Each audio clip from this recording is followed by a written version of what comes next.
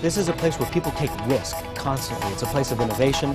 It's a place where, people's visions and aspirations are as big as the sky. That is something Fred Duvall says became clear as he researched a book on the history of Arizona.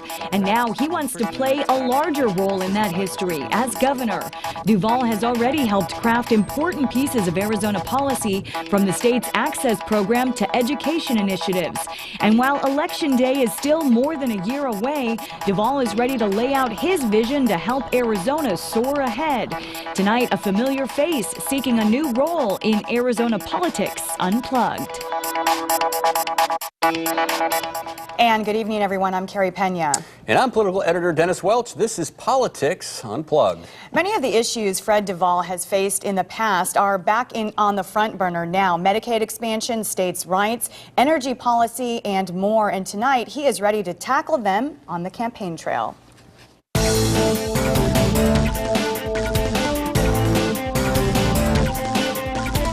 Mr. Duvall, welcome. Thank you. Good to be here. Nice to have you here. So let's ask you first, why do you want to be governor? Arizona is at a critical tipping point as to whether or not we're going to move into the future with a strategy that creates opportunities and jobs for every Arizonan. Or not. The world is changing, and we've got to adapt along with it in order to compete. We've left too many of our students behind, too many of our kids behind.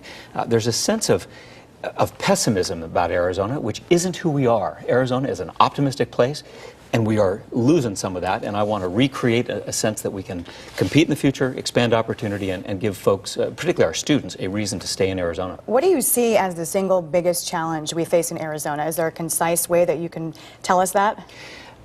Poverty is significant. We are a low-wage state.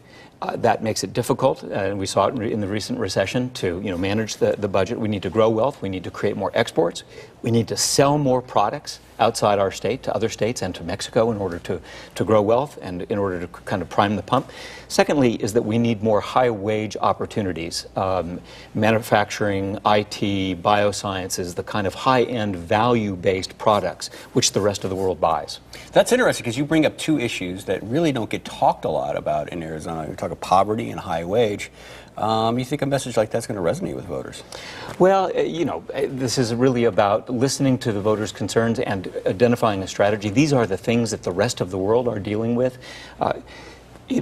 This new economy is very different than anything we've ever seen before. We'll never compete with the rest of the world on wages. We have to compete by producing those products, manufactured goods, and ideas that the rest of the world will purchase. The rest of the world is dropping our apps into their operating systems, and it means public education, quality public education for every student. Well, and I want to get onto this question about experience. Now, if anybody goes on the Google machine on the internet and looks you up, they're going to see that you have a very long, extensive resume. You've worked at a lot of places, at State Department. Most recently, you were working as a board of regent. You've done a lot, but is there enough executive experience out there? Because you want a job that has control over dozens of state agencies with a huge budget, and it's got to work with the state legislature. Right. What kind of executive experience are you going to bring to this team? Well, as you know, I worked with Governor Babbitt for 6 years. It was the most productive time in recent memory.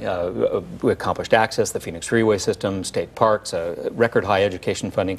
Went to the White House, managed the relationship between the president and the White House in all 50 states, all 50 governors, really an executive branch responsibility.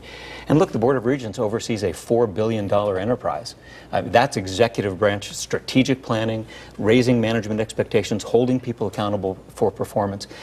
These are significant sort of executive branch perspectives that has to do with, dealing with foreign countries in Mexico, dealing with other governors on multi-state issues, dealing with the legislature. It's the whole panoply of skills. You brought up access, so let's talk about that. Governor Brewer now says that she will expand the access program to meet federal standards under Obamacare. There was a lot of controversy within her own party about that. It's not going to cover everybody, though. So the question here is, if you were elected, how would you try to expand it even more? How would you approach it? Well, let's take one battle at a time, and the battle we've got in front of us is a significant one. It would be a terrible mistake not to expand Medicaid on federal dollars. Other states are doing it.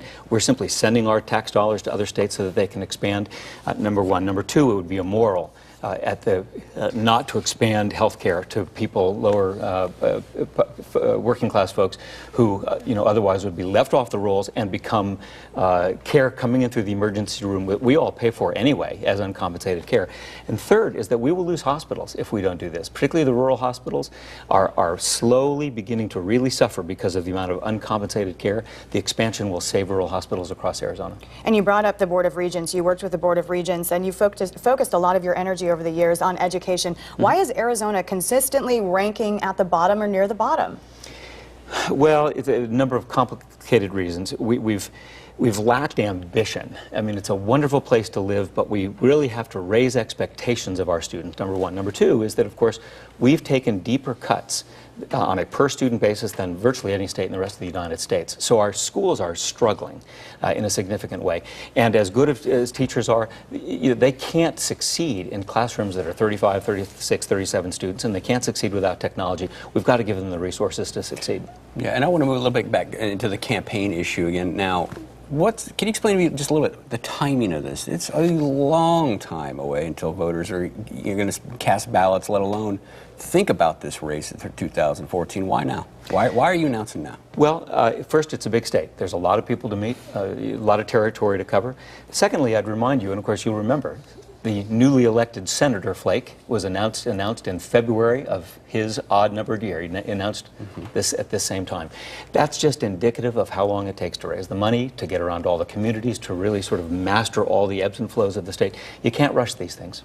Well, one problem we're facing, once again here, gas prices, they have jumped significantly in the last few weeks. Do you think there's anything that you could do as governor to try to stabilize gas prices? A lot of politicians talk about it, and frankly, when I hear that, I wonder if that's just all a bunch of hooey.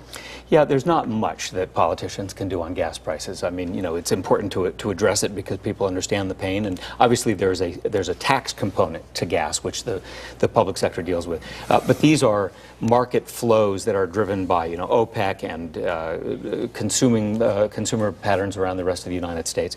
It goes to a much bigger issue about our over-reliance on foreign oil, which I've spent a great deal of my time working on to help America convert to compressed natural gas, which is an American product and cheaper and cleaner. And that goes down into a number of other issues. But the long-term answer is for us to have vehicles which are more efficient, get more miles per gallon, and secondly is to try and wean ourselves off that dependency.